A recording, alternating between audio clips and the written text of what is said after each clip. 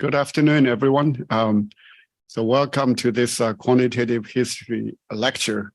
So today we have our visiting professor here at the University of Hong Kong, Professor Duol Kim. His main affiliation is Myongji University in Korea. As many of you know, Professor Kim has done a lot of work, especially on the economic history of Korea and Japan. And he is very well respected in the global economic history community. So I have seen Professor Kim on many occasions, but mainly in economic history conferences in Europe, Asia, and then Hong Kong, and especially on the mainland. So, so his work, as mentioned, is mostly in economic theory, but he also does work beyond mainstream, let's say, mainstream economic history, including law and economics areas. So many of you may know he. In addition to his work on Korean history, he has done a lot of work on Japan, especially Japanese economic history. So the title for his talk is Pre-Modern Growth, Industrialization, and Biological Living Standards of Japan and Korea from the mid-19th century onward until today. Okay, so let's welcome Professor Kim. Yeah, thank you, Zhiwu. It is really honor for me to be here, and especially to kindly invite me to University of Hong Kong. So I have stayed here from last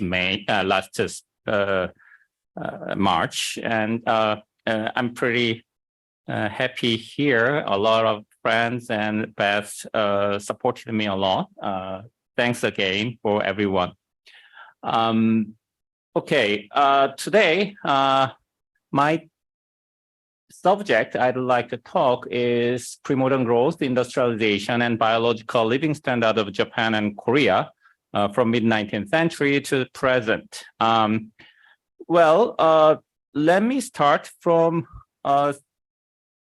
why I started this subject. It started from a very accident. That is, like many historical events, started from small accidents. It also was truth to me. In 2008, I remember when I finished my PhD in the United States and then taught at UC Davis a little bit and then come back to Korea. I was, as a junior scholar, I tried to look at various sources. One of them is official gazettes of Governor General of Korea. During the colonial period, Governor General published official gazettes from the very beginning of the colonial period. This is a main source for understanding Korean economic history. When I look at this source, I was a little bit diverse. That is, many scholars focus on the main pages of the official gazettes. I looked at advertisement session, and then when I looked through the advertisement session, I found an interesting advertisement. This is a list of people who died on the street.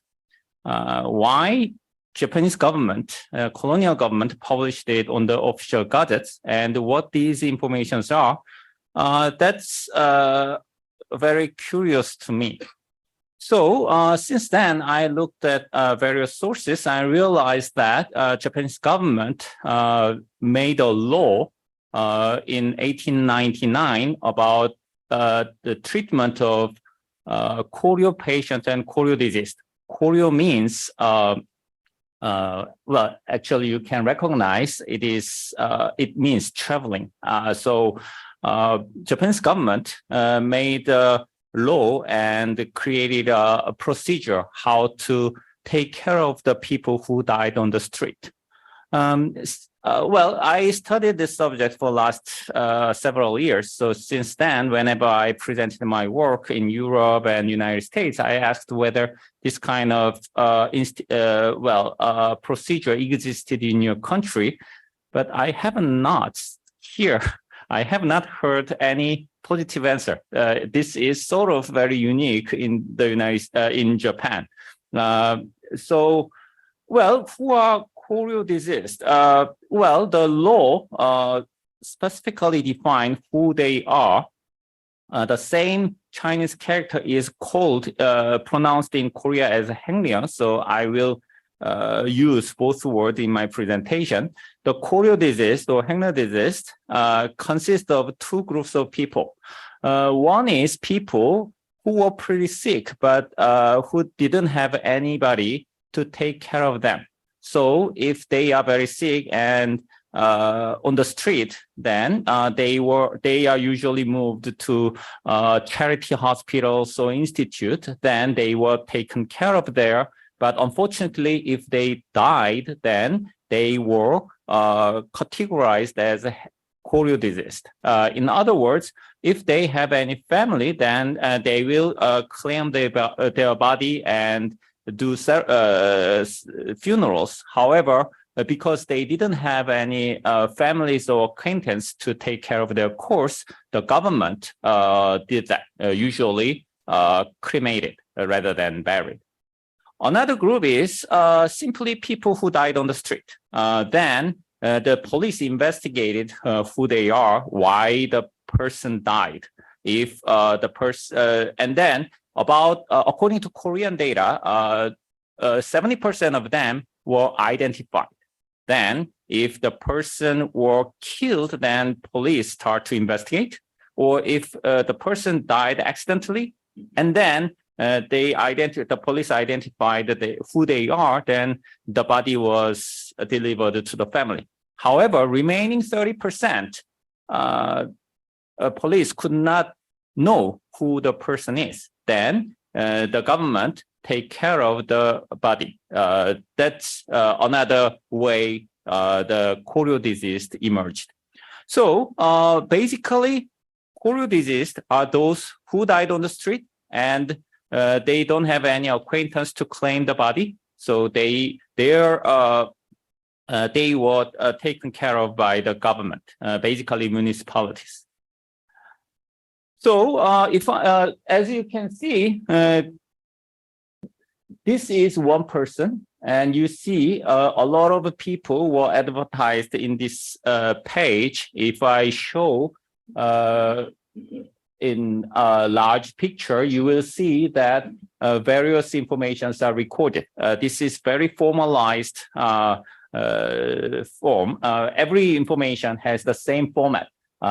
Who the person is. Sometimes the name is identified, but it is very unusual.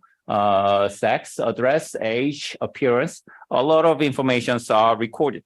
Why? The Japanese government, according to the law said that after taking care of the corpse, the municipalities should advertise the fact I showed like that in official gazettes or any newspapers.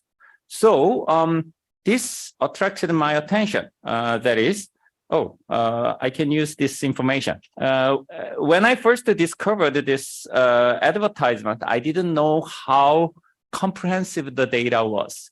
So after some survey, I decided to input the data into the computer. Of course, not me, but my RA. And then for 1 year, several RAs spent the time to input the whole data.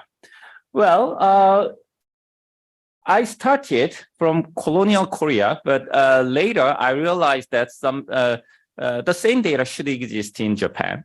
I have not checked yet, but Taiwan also should have similar data. That's how I continued my research. So the most important information from this advertisement is for economic historian, the height, right? Height is used as a measure of a biological living standard. For last 4 decades, a lot of economic historians used height information to measure the biological living standard. This is famous Waller curve. It shows that the taller people live longer. And then this is data by George Batten and Bloom. They are leading scholars in anthropometric history. According to them, the positive correlation between height and GDP per capita is very strongly positively correlated. So based on this information, I wanted to study biological living standard in Korea. So after finishing my data input, I found that the data was quite comprehensive. This blue line is the total number of Koryo Deceased in Korea, published at the Statistical Yearbook of Government General. And then this red line is the data digitized by me. You see that the total number reported to the Government General and the advertisement at the government, the official gazettes are almost similar. It means that most of Koryo Deceased, Hangryu Deceased were reported at the official gazettes. It means that this is a total number, the population of the Koryo Deceased in Korea. So out of that, so this is what I analyzed for last couple of years. So I published 2 papers based on the Korean data, and then recently I'm working on Japanese Koryo Disease data with Yutaka Arimoto and Hirotaka Matsuda. In my presentation, I will first talk about Japanese biological living standard, and then combine my previous work with Hijinbark, the Korean biological living standard, and try to suggest some combined view or comprehensive view about the biological living standard of East Asian countries. Well, the first presentation is about Japan. As I mentioned, this is an ongoing project with Yutaka Arimoto and Hirotaka Matsuda. This picture is the basis of economic historian, right? If we summarize what is economic history, then the easiest way might be show this picture. That is, what is the long-term pattern of living standard? What is the long-term pattern of living standard? And then the stylized fact is that humankind lived a very low income level for a long time. And then there was a big change around 1800. This is Industrial Revolution. Since then, great divergence emerged. Income grow, but unevenly, right? So, so what is economic history? Then we usually define economic history as study what is Malthusian trap? What was the living condition during the under the Malthusian trap period, and then why Industrial Revolution changed everything? Since then, why income continued to grow unevenly? These 3 questions are basic questions economic historians try to answer. Well, recently, it is already 20 years ago, Kenneth Pomeranz suggested a very big question about great divergence. Scholars have tried to understand pre-modern period again. A lot of scholars studied living standard of pre-modern period. However, Kenneth Pomeranz's work ignited a new attention. Since then, a lot of new estimation about living standard in East Asian countries emerged. Then what is the next step might be to study based on new findings. This is a kind of Bayesian update. That is, what given new information, how to understand the change of living standard. That is what we are interested in. And then we try to understand how living standard changed around around the Industrial Revolution. For this research agenda, me and my co-authors thought that Japan is a good example, good case. The reason is, first, Japan achieved successful industrialization, right? After the port opening, Japanese economy achieved sustained economic growth. So this is a preliminary condition for studying the change of living standard, right? Second, compared to other countries, Japan has a lot of good data, and then very excellent scholars measure the GDP per capita, real wages, and they collected and created great data. So based on these previous studies, we try to understand Japanese history again, and then we try to generalize them to economic history. So in terms of Japanese economic history, key questions related to this period are two. First, what was living standard like before the Industrial Revolution? The Japanese economic historians usually think that the modern industrialization started from the 1870s or 1880s. Then the modern industrialization improved the living standard. And then before the industrialization, what was the living standard like? There was an improvement of a living standard, or it was just a stagnation.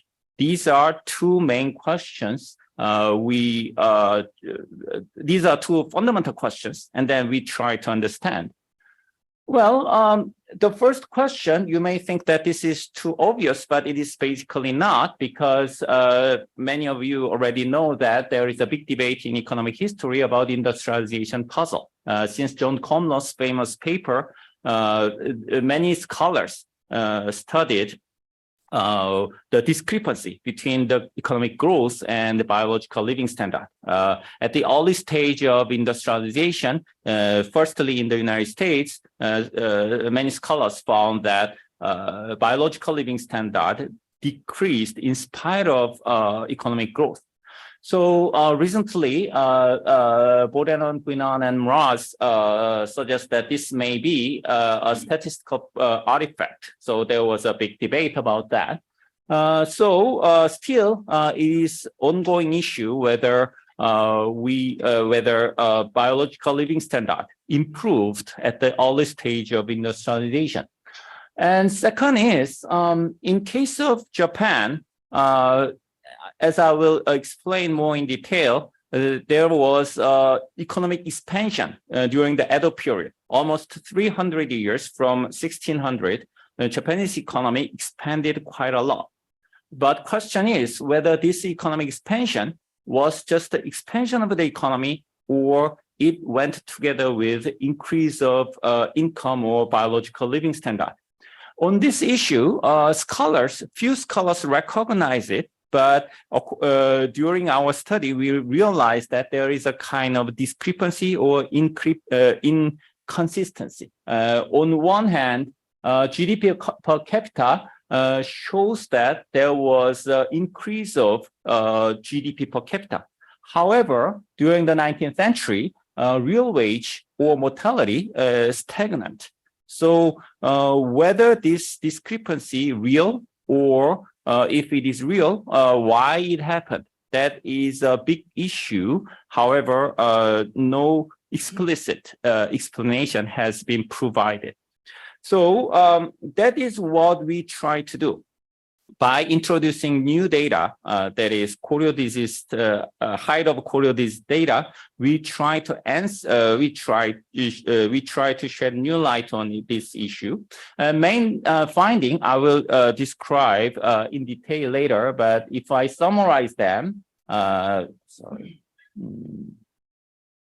Oh, sorry. It goes like this. That is, excuse me. We found from Koryo Deceased data that biological living standard didn't improve until the modern industrialization. However, when modern industrialization started, biological living standard went up. So this shed new light on the previous studies and provide a foundation to reinterpret existing literature. Another important contribution, I think, is that our data has also both male and female information.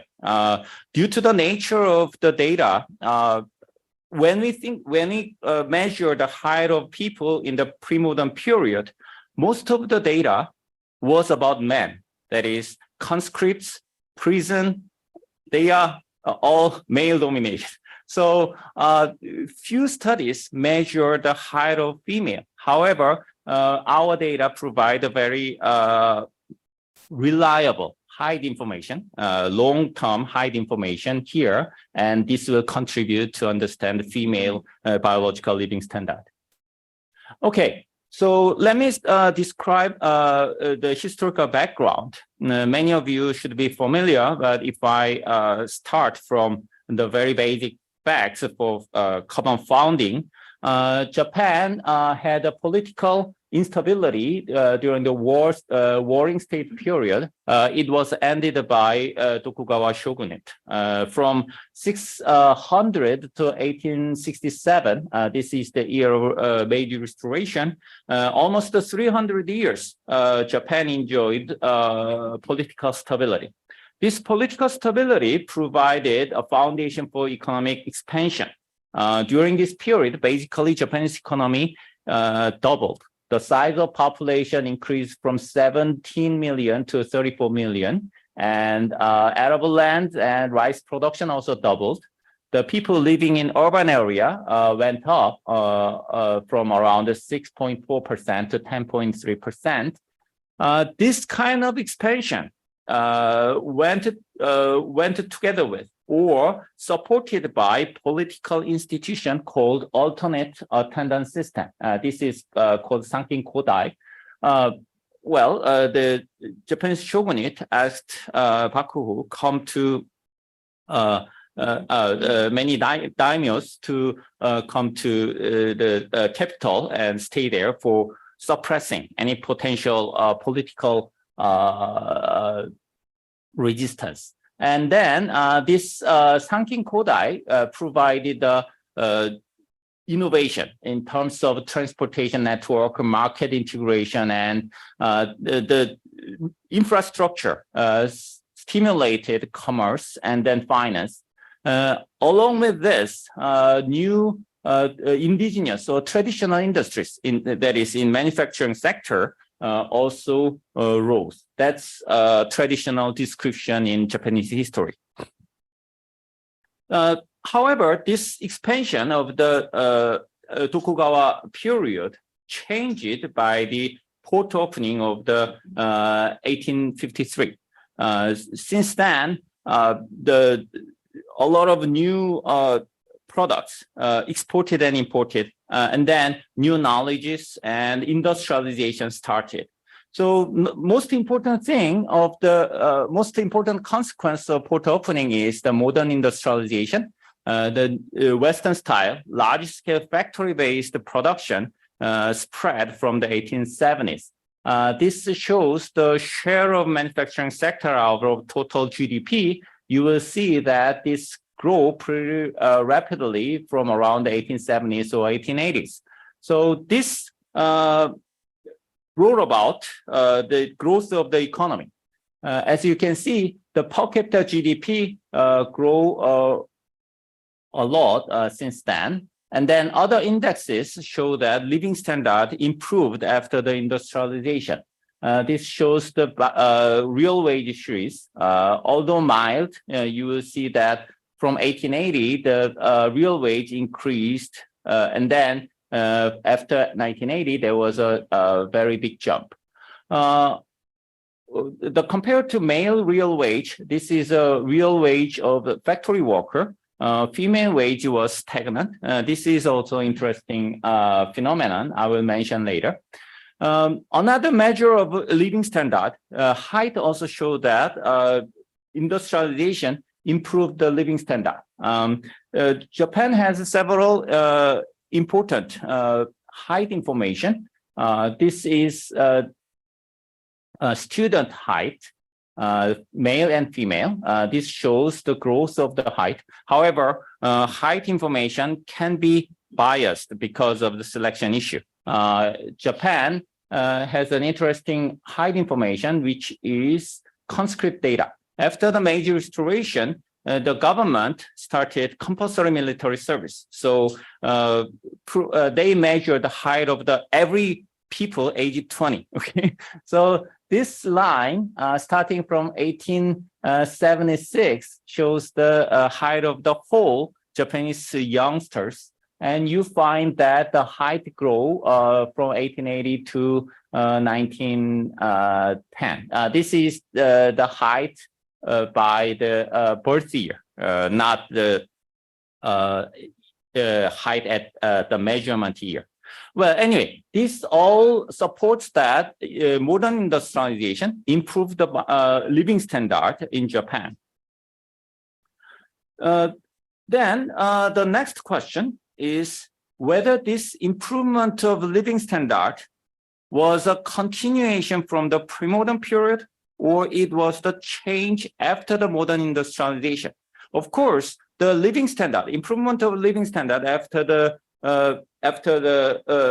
port opening cannot be compared with the pre-modern industrialization. Pre-modern growth should be much milder. However, still, question is whether there was mild economic growth before the industrialization or not. That is what Kenneth Pomeranz and other scholars have studied a lot, because this can be a foundation of the success or failure of industrialization after the modern period. On this issue, as I hinted at the very beginning, we found that some discrepancy. On one hand, GDP measure suggests that there was a growth of GDP. This is a GDP. So compared to GDP growth after the industrialization, this is so rapid. You may see this is pretty flat. However, from 1804 to 1874, there was a mild economic growth. Per capita GDP increased.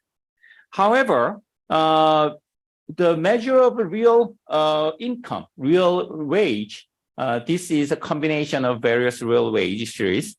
You cannot find a distinctive pattern that there is any sign of increase of real wage.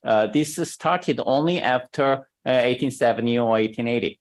This growth series is the series that I showed before.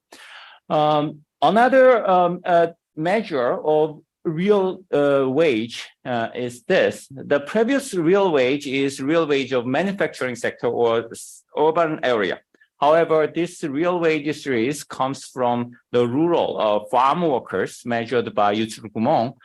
His measure shows that from 1800 to 1900, real wage was stagnant as well in rural regions. So our question is this. We'd like to confirm the improvement of real biological living standard after the industrialization, and then see whether biological living standard was stagnated or improved during the pre-modern period. For studying this, we used the Koryo Deceased data. This, well, as I already mentioned, described, I will not repeat it again. the total number of observation is about 40,000. This is the number of observation per publication year. And then if I convert them according to the year of birth, the data distribution looks like this. It means that the data covers quite comprehensively from around 1840 to 1880 or 1890. One problem of this data is that in case of Japan, municipalities did not advertise the whole Koryo disease at the official gazettes. Many municipalities simply report them in local newspapers.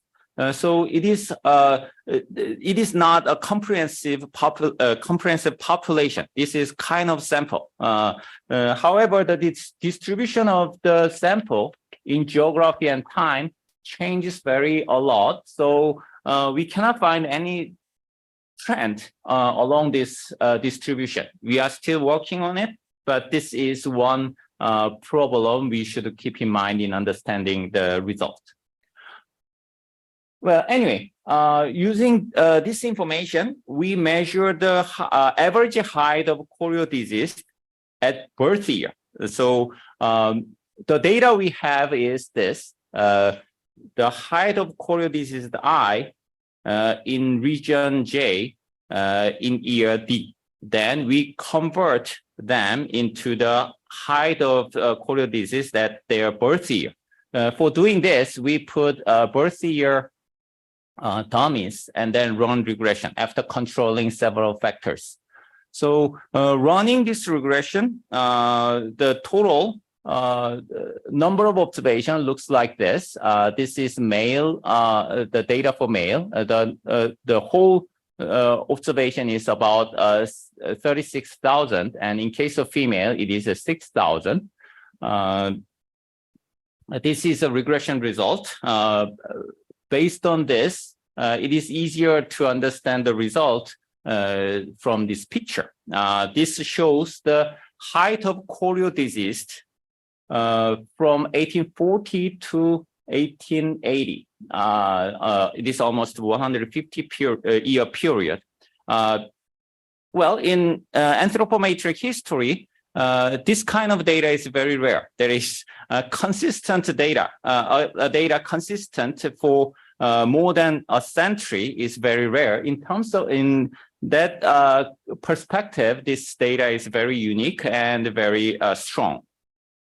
The year here is year of birth. So this point shows that Koryo deceased who were born in 1840s, their height is about 158 centimeters. Okay, so then you will see that male Koryo deceased, their height changes in 3 phases for 150-year period. Oh, one thing I'd like to mention is that the height is measured at age 30. We normalize them at age 30. So you will see that the height was quite stagnant from 1840 to 1880 or 1890. In your eye, you may not distinguish easily, but if you look at the estimation result, you will see that statistically significant growth started from 1890 or 1900. So it means that the first phase of the height is from 1840 to 1890 or 1900. During this first period, there was no growth of height. However, since then, Japanese height measured by Koryo disease grew pretty rapidly until 1970 cohorts, and then again stagnate. That is the basic pattern. How reliable this pattern? In order to check the reliability, we compared with other height data. First is this one. They are height of students, and then height of adults measured by the Japanese government, the health insurance reasons. So they are pretty comprehensive. And then unlike the 19th century, 17-year Japanese people most of Japanese people went to the school, right? Yes. How do you normalize age? Oh, age. In the regression, I included age variable here. Yes. Of course, this is a tricky part. You already dead. How would you know the age, right? So there are, well, this is a very headache issues when I published my paper about Korean Hangryu Deceased. So if time permits, I will explain more about that, but we took care of it reasonably successfully. So let me get back to the issue later. So this is, as you can see, this curvature is very interesting, right? The change of height from around the 1870 or 1880 cohorts, they went together, the whole Japanese people and then the Koryo Deceased. So I think this core movement strengthens the data pattern of the Koryo Deceased. And then, as you can see, there was the conscript data and student data shows some difference. However, this can be explained later. So the main result from this measurement, male Koryo Deceased height, is that biological living standard didn't improve for a long time. And then it started to grow only after 1890 or 1900.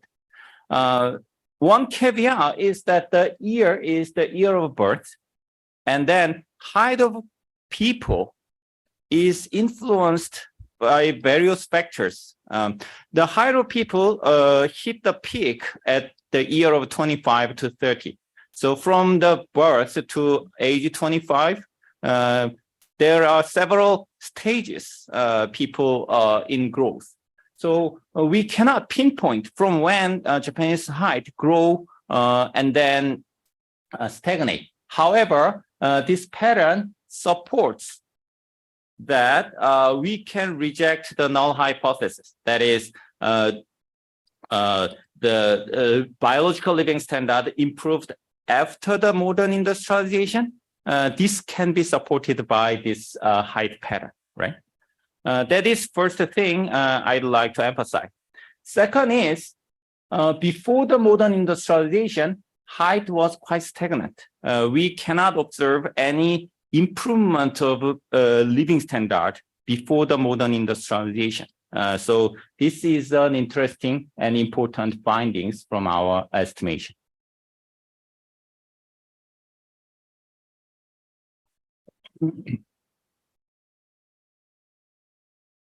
So the result can be, there are several implications I can mention, but 2 or 3 if I refer. One is what is the impact of port opening?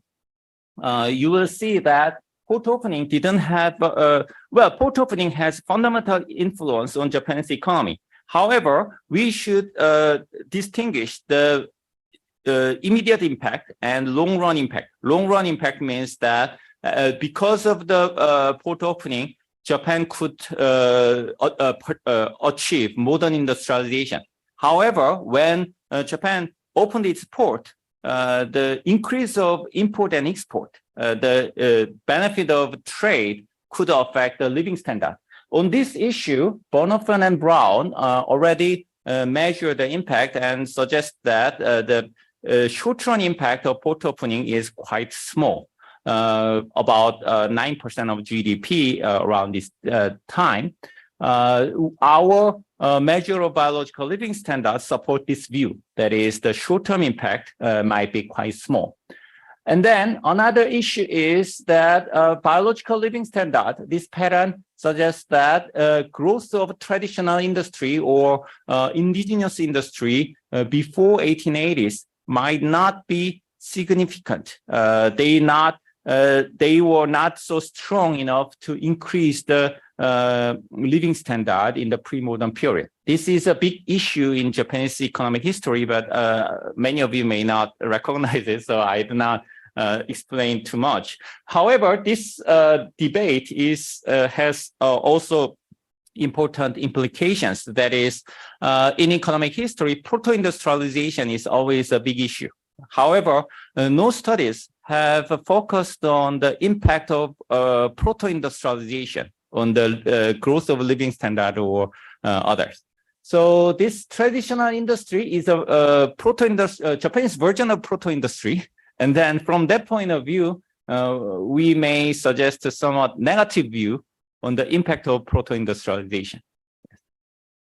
Do you have a question? Yeah, Yes. so it really seems to have a high increase starting after 8090s. And that really is the time point for the Sino-Japanese War, where Japanese win the war and get enormous economies. And which we also supported the industrialization for Japan. Do you think that may be a kind of explanation? You mean The Sino-Japanese War and then huge, the China lost the warfare, and so that they need to pay a huge amount of money to governments. Well, let me think about the impact of the war benefit. That should be how much about so that's 200 million L's of silver. A lot of money. That's true. Yes. Okay, so because the work is still ongoing, I cannot neatly explain what the result means. However, basically, our results suggest that Japanese living standard changed after the modern industrialization, and it was quite stagnant before the introduction of modern industries. So the next issue I'd like to discuss is Korean case.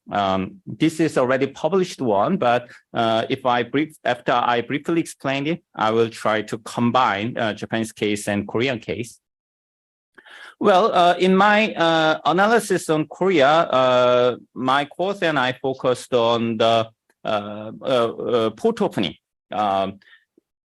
In case of Korea, many of you may know, Korea sustained autarkic policy for a long time. During the Joseon dynasty from 1392 to 1876, Korea didn't participate in any trade activities actively, except for China or Japan. However, this autarky was finished by Japan. After they were forced to open their port, they repeated the same thing to Korea, and then Korea opened its port in 1876. Since then, Korea made a lot of treaties with Japan, China, United States, and other countries. Since then, the trade increased quite rapidly throughout from around 1876 to 1940s. Annual growth rate of export and import is about 20%. It is a very rapid expansion. What was the impact of this port opening?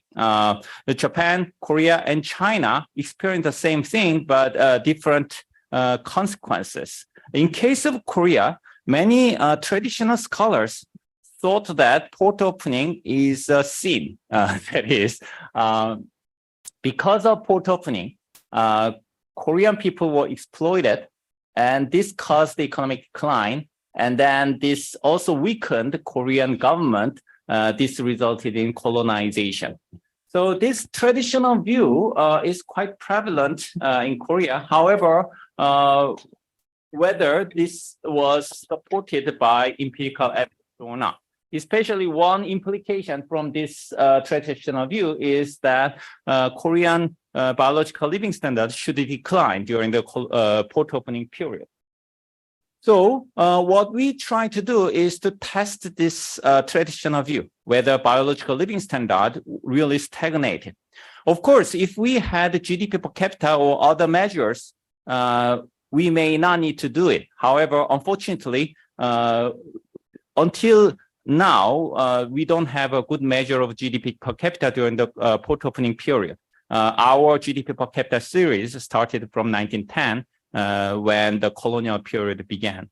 So my course and I tried to measure the biological living standard for port-opening period. This can be interpreted as a way to getting a substitute. In other words, when I use the height information for Korea and Japan, the same data, but I used differently. In case of Japan, because Japan already had other measures, so I can compare the existing measures with Koryo Deceased data and try to go deeper.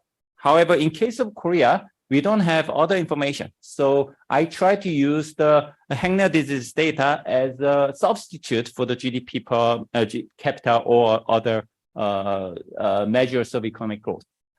So this is the data I already showed. Different from Japan, the data I have about Korean Hangryu disease, this is the total population of Hangryu disease. We don't need to worry about the selection issue here. So the total number of the observation, this is male Koryo Deceased, ages from 25 to 69, because we need to eliminate people who are on growth or after 69. The age information is really suspicious. So that's why we limit the observation from 25 to 69. The total number is 52,000 using this information. Measure the height the same way. The result can be shown in picture like this. So this picture shows the height of Korean Hangryu disease from 1850s to 1910, 60-year period. This is the year of birth year. So how to interpret this height? Okay, so people who were born in 1850s, and then their height, these people who were born in the 1850s, their height was completed before 1880, right? Since the port opening started in 1876, it means that these people were already grown before the port opening. Their height was determined before the port opening. Compared to these people who were born in the 1880s, they were born after the port opening, so their height was completed during the port opening period. So if I compare the height of these cohorts and these cohorts, then I can see what is the impact of overall impact of port opening. As you can find, compared to 1850 cohorts, 1880 cohorts were 1.1 centimeter taller. It means that port opening improved the biological living standard. So this suggests that traditional view may overestimate the negative impact of port opening. As economists believe, the benefit of trade was stronger than other negative impact. That's what this results suggest. However, this measure also has interesting implications for the colonial period as well. In my paper, in 2011 paper, I measured the height from 1880 cohorts to 1910 cohorts.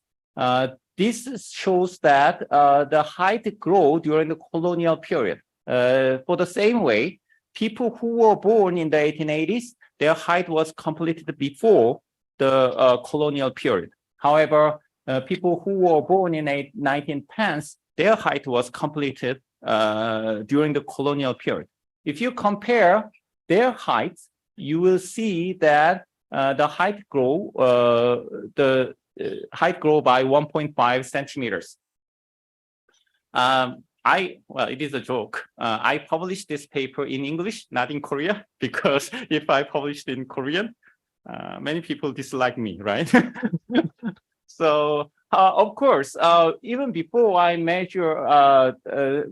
report this result, there was a study measuring the GDP per capita during the colonial period. This shows that GDP per capita grow on average 2.2% per year. So those scholars were really hated by many people. Okay, but so this is pretty consistent with the GDP estimation. However, as everyone here knows, correlation and causation should be distinguished, right? Well, there was a growth of height and growth of GDP during the colonial period, but it does not mean that colonial government made it, right? So the reason why these results were criticized is because many people think that we suggest that Japanese government did a good thing, right?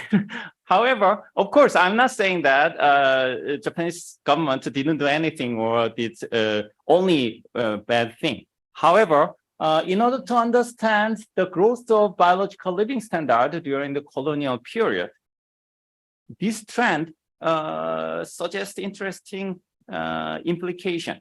As you can see, the growth of biological living standard during the colonial period was a continuation from the port opening period.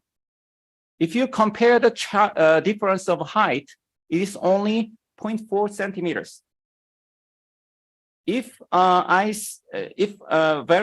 is a very, very strong argument. However, the total amount that can be attributed to Japanese colonial government might be only 0.4%. The growth of the GDP or height growth during the colonial period mostly can be understood as a continuation of the port opening and expansion of the foreign trade. So this extension of the height series can shed new light in understanding the colonial period. Of course, this is an ongoing project, how much we can distinguish the role of Japanese government and other factors. That is the future work.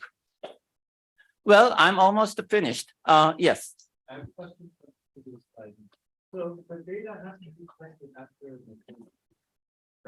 I think the Korean government initially, they didn't collect the deceased data, did they? Oh, well, Koreans were very eager to cut from the colonial experience. One of them is that official gazettes stopped publishing information about Koryo Deceased after the liberation. No, I mean, so the disease data in Korea, when did they start collecting it? 1910? Colonial Korea, yeah, 1910 to 1945, yes. Okay, so then those who were born in like 1850, they had to die after 1910 to be reported. They are people, mostly these people who were born in 1850s, they were died during the 1910s in age 60. Right, but those who were, I guess you also control it for regression. Yes, okay. Yeah, this is a result of regression. Yes. Okay. Yes. Okay, but still, do you think that there might be a possibility that there's some selection issue for those who could have lived to 1910? Please read my paper. Okay. I'll do that, yeah. Yes. Let me answer to you more in detail. Time permits, but basically, this is the result. Let me first finish my presentation. Okay. I don't have much thing to say at this moment. Only thing I can show you is comparison between Japan and Korea. If we look at the centennial pattern of height between Japan and Korea, you will see pretty similar. You will see some similarity and difference, both male and female. Interesting thing I just want to mention is this part.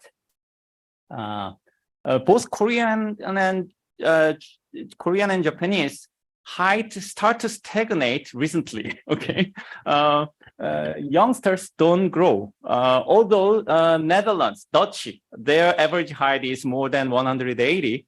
But Korean and Japan, their height is stagnated around only 170 centimeters. Okay, so why did it happen? That is an interesting issue. Many Koreans, whenever I show this picture to Korean scholars and people, everybody blame about entrance exam system. I'm not sure whether it is really true or not, but this similarity between Japan and Korea made me believe it is true.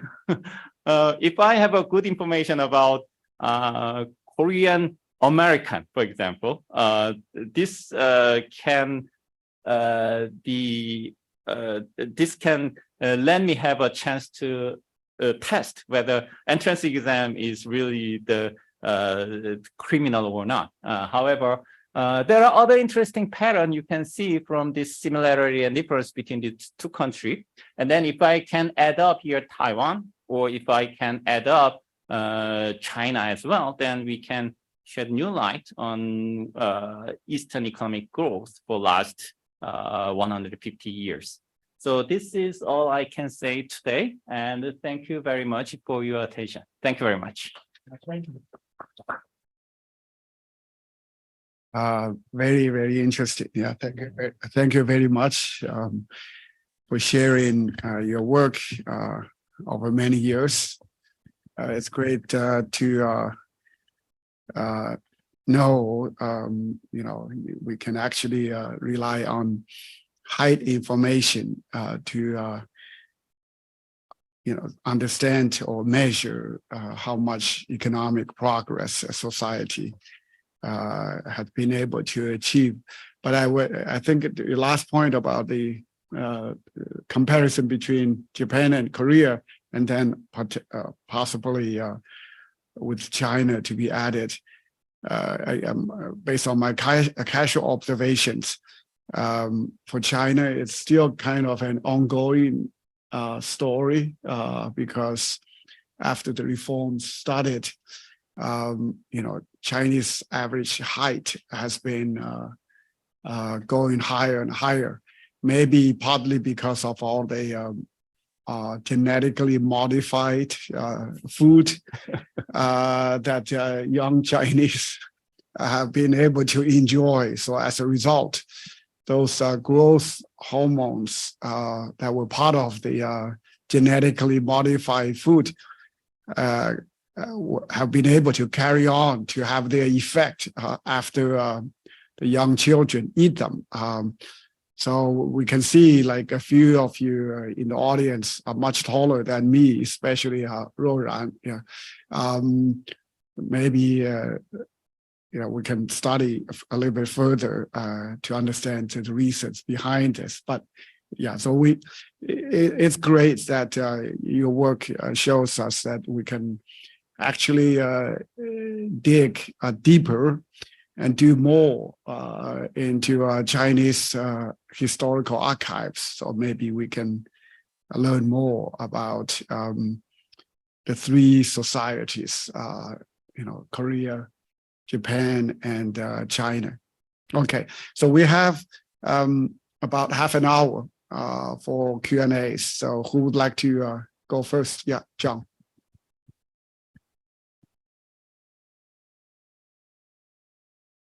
Yeah, those of you who are in the audience online, if you have any questions or comments, you can post them in the Q&A box. So I will read them out on your behalf.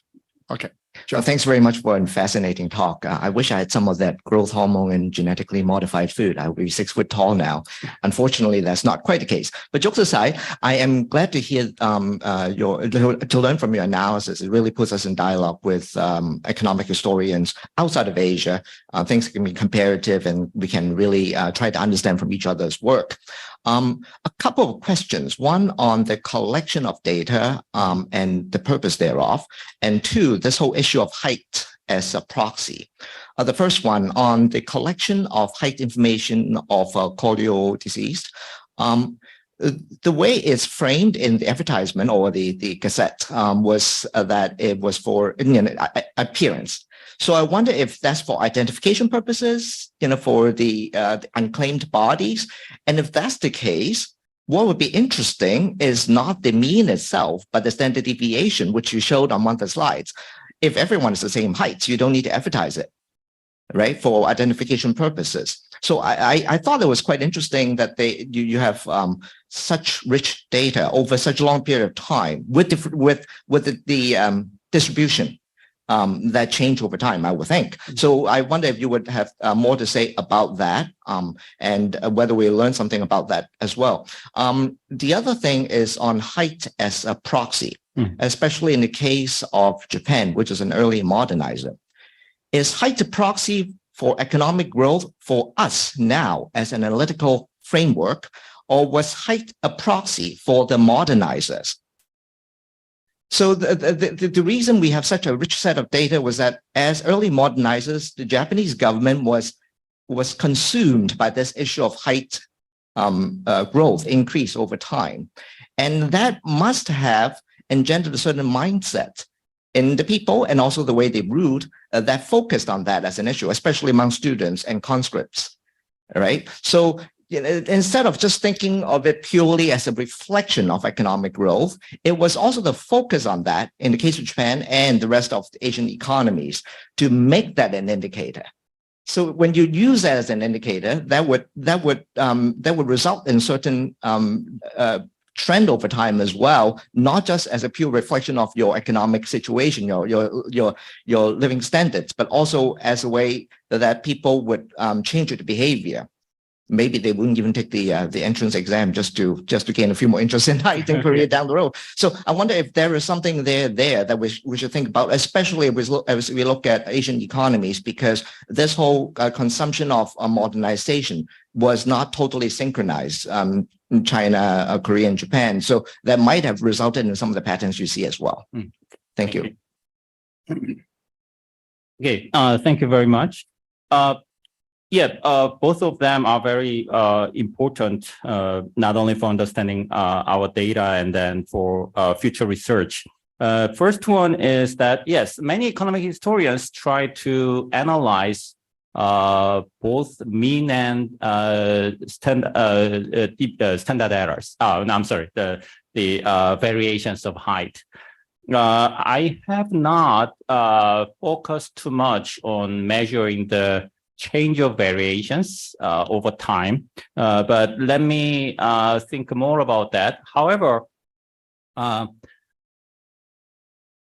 the one big issue is how much investigators, policemen, were attentive in measuring the height correctly, right? And then there is another issue like the height was measured by, traditional Japanese measures, chok and chon. The chok means, I don't know how to pronounce in Japan, Chinese, but 3.3 centimeter, the traditional measures, right? So it might make some distortion. That is one problem. However, after checking everything, it doesn't seem to be a big problem. We realized that is, I can see a reasonable variation of heights. And then even in the United States, when they measure the height, they use inch. Inch is 2.4 centimeters, which is reasonably large. So considering that, yes, my answer would be that, yes, I will look at more about the variation. That is one thing I can say. Second one is, if I understand correctly, then, yes, I use the height. However, the government may be also interested in height. Then they make some efforts to increase the height. That is an interesting issue. I hope that first you understand our work as a starting point of whole discussion, right? In order to do that kind of consideration, we first need to know the height itself, right? But your point is quite important because Japanese, well, this, I'm not sure how many internet people like me or not, but okay. There was some reason to work in Korea. They try to look at the, they was sociologists who don't measure height like me, but they try to look at social meaning of height measures in Korea during the colonial period. And what we found is that, I don't need to show the graph here, but Japanese are continuously shorter than Koreans, okay? Even during the colonial period. So when they investigated Korean heights and Japanese heights, they were so annoyed why we were so taller than Korean people. So this kind of social controversies or recognition is an also interesting issue. So let me think more about that in the future work. Thank you very much. But that's a very dangerous thing to say. Huh? You still said it. So I guess maybe I can comment on John's point. I don't think the Japanese officials were measuring the height just to show how good they have done. I mean, how well their work had been in governing Korea at that time. But my guess for the Koryo deceased people, they may have tried to provide more information for the relatives and friends to identify the bodies, right? So that may be why. So this kind of advertisements may actually be a good source to get height information, because otherwise, you know, how could the relatives, without seeing the body and the face, be able to tell how he is my relative and so on. But I have a related question about the possible biases in the sample. That is, actually, if I would put myself in the shoes of the Japanese officials assigned to Korea at that time, I would like to show more better sort of indicators by exaggerating the height information, maybe also selectively only publicizing those bodies on the street that looked taller. So you know, in the end, you know, the impression one would get by looking at the time series of the height information for the deceased found on the streets in Seoul, let's say, that would make the colonial government look better.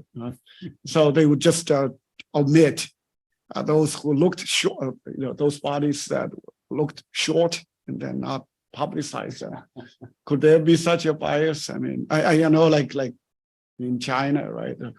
Whatever statistics the government officials realize are important for measuring progress made by the party and so on. Then they try to find ways to exaggerate such indicators. I see. I mean, it's a very common practice. Okay. Like unemployment. For China, unemployment rate, it's always around 4 or 5%. It never changes anyway. So, oh yes, that is one thing I will consider about that. But the height of Koryo Deceased, who died on the homeless people, nobody cared about their height, right? So exaggerating their height. I'm not sure how much incentives policemen or other investigators have to exaggerate their height. So from that point of view, I'm not sure whether I should worry about that issue seriously. However, more positive answer to your points might be that, okay, I don't have the picture here. Then what we are considering is not the level, but the change of the height, the trend. So I was very happy when I looked at the first results of Japanese height pattern, because when I first get the Korean height, it was monotonously grows. So, well, when I sent this result to journal, then they should say a lot of critique, this kind of bias, other kind of bias issue. Fortunately, I was successful. But in case of Japan case, if you remember, it is non-linear, right? This kind of pattern is really free from various kind of bias issue. So important is in our analysis, the important is the trend rather than the level. And then that is another reason why I compared the level with other more reliable height information. In case of colonial Korea, average height of Koryo Deceased is 3 centimeters shorter than soldiers. So this is reasonable difference, right? We cannot say that height of Koryo Deceased were exaggerated. So that is why I compared with other data sources as well. Yeah. Yes, Hang. So I guess earlier you mentioned about this debate in the history literature where, if I remember correctly, like when the modernization starts or industrialization starts, whether really height increases or it's going to like decrease. So is your result on Japan suggesting that when the industrialization starts, you're going to see an increase in height right away? Is that what you're suggesting, or do you have a different story to that? Basically, for the industrialization period, post 1880 period, we just confirm existing information because, as you already saw here, there are plenty of information suggesting that living standard of Japan improved after the port opening, after the spread of modern industrialization. That is, for example, in case of conscripts, their height started to grow only already from the cohorts of 1880s, right? Right, but I think the debate so if I remember some of the papers you cited, I think their argument was that increase in height depends on the area, whether it's an industrial city, urban area, or a rural area. And if I remember again, the decline in height, I think, was mainly found in the urban area, not the rural. So can you also divide into urban and rural and see how the height trend is different across the two? I haven't checked it yet, but basically that is not so different, I feel. Okay. Well, this is another, well, I'm sorry, I might make too much joke, but think of the nature of Koryo Deceased. They are basically moving people, right? So we don't know where they died, where they were born, right? So even if a person was born in urban area, we don't know whether they were born in Seoul or in a rural area. So it is hard to connect this height information with the geographical characteristics. So we only control where they died. However, I am very reluctant to suggest or interpret the geographical pattern of height. However, one thing I can say at this moment is, in case of Koryo Deceased, height was not so different between rural and urban area. So that's, and then in case of conscripts, there were height differences. However, for almost 50 prefectures in Japan, movement is surprisingly the same. This is the average of the whole country, but if they also have information by prefectures. All of them shows the same pattern. They all grow. with almost the same speed. So from that point of view, in Japan, surprisingly, we cannot see any industrialization puzzle that was observed in the United States or other countries, in terms of height, at least. I see. That's interesting. Okay. Any other comments, questions? Yeah. Yes, Professor. Firstly, thank you for the inspiring presentation. And my question is that I think in previous figure that we can see the gap between the height of the Koryo Deceased and the height of the students or adults with records. And I think back to the around the 20th century that the gap is sort of like relatively small. However, if we look at the trend that began at the mid 20th century, the gap became sort of like obvious. I wonder whether we could attribute. Okay. We could attribute this increasing gap between these two to say the increasing social inequality of income or status in the Korean society? Well, first thing I can say is that I should see more carefully because the paper is ongoing. So I should try to look at what the data exactly mean. That's what we are doing. That is what you very different from what you are doing. In your work, you try to collect new data and run regressions. However, this is kind of looking at the same picture again and again and see whether this means this or others. Yes, there are several interesting or abnormal or normal patterns I look at every day. For example, some of you may recognize it or not. This is the conscription data, age 20. Their height is shorter than the Koryo Deceased, for example. What does it mean? That's however, this after 1 month, I resolved this puzzle because they are 20 years old people.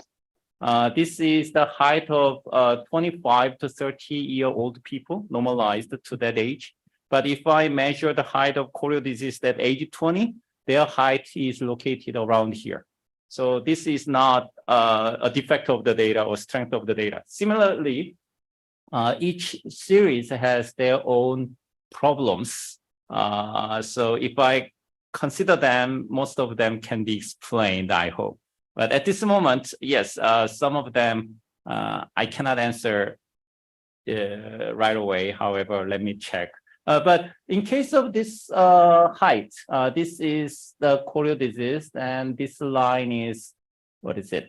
Students' height. And high school students, they're even until 1910 to 1920, they are age 25, but their height is on age 17. The height can be shorter. This kind of issues we should consider. However, at this moment, I can say good answers at this moment. Sorry. Yes, a lot of confirming facts. Thank you. Yes. So on this point, I wonder whether better nutrition would make a bigger marginal impact on growth after age 20 or after age 17 or before, which impact would be bigger. I don't know. Huh? Yes, that is one of my courses always discussed. Hirotaka-san, his major interest is on this nutritional issues, and he's very knowledgeable about that. Basically, as you all know, human height changes. It does not grow smoothly, right? In your early age, you grow pretty fast, and then slow, and then during the in teenagers, they always grow. So in advanced countries, average height reaches the top around the age 17 or 18. Since then, it doesn't grow. However, in poor countries, height still grow quite a lot after age 20. So this kind of variations, I should reflect them. And then one of another specialist in this region, Stefan Morgan, he also emphasized the shrinkage of height. After age 40, people's height shrink because backbone, because of,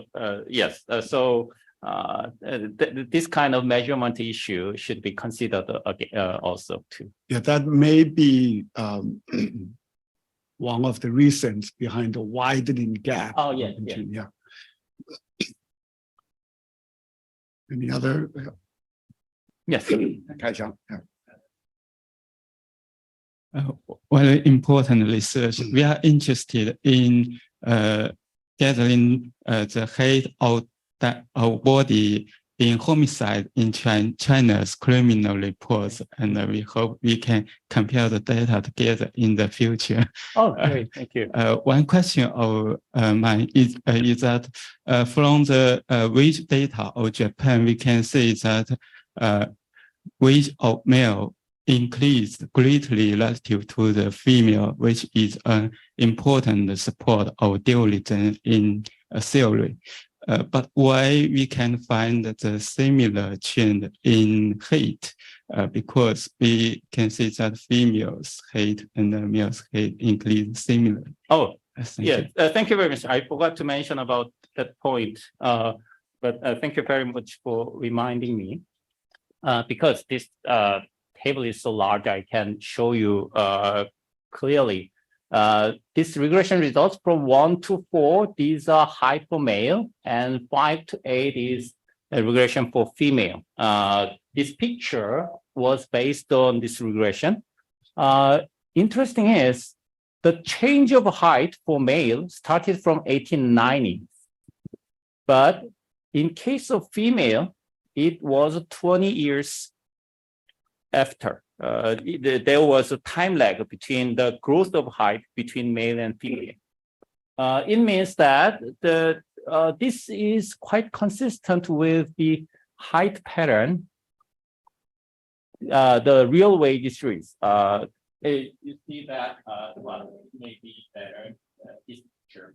This is the wage of factory workers. In case of male, from 1880 to 1920, there was a growth. However, compared to growth of male wage growth during this period, female, growth was quite low. Right? So this may explain why the female height growth was delayed compared to male. That's an important issue I'd like to highlight in the paper, and thank you for reminding me. Yeah. Yes.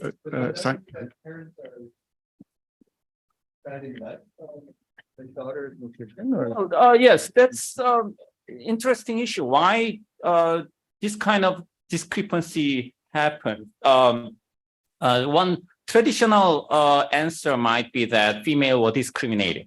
That is the easy answer to them.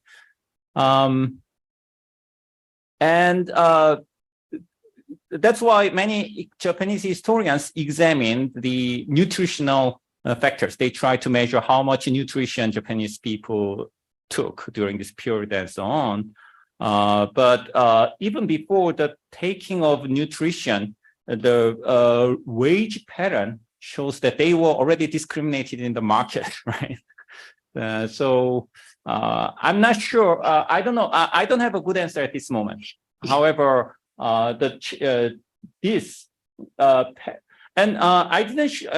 One thing I want to mention is that even if I didn't show today's presentation, in case of mortality pattern, Japanese mortality start to drop only after 1920s. So although income grow from 1880s and then height also grow from around here, mortality was quite high for a long time, and then it started to decline from 1920s. So why was there so big gap? That is another puzzle we discussed a lot when we prepared this paper. Recently, I realized that this can be explained by this low wage, because low wage and some household discrimination, the resource distribution within household can be severely discriminated against women, then mother might not provide enough nutrition to their children. That is a pretty standard explanation in economics literature, right?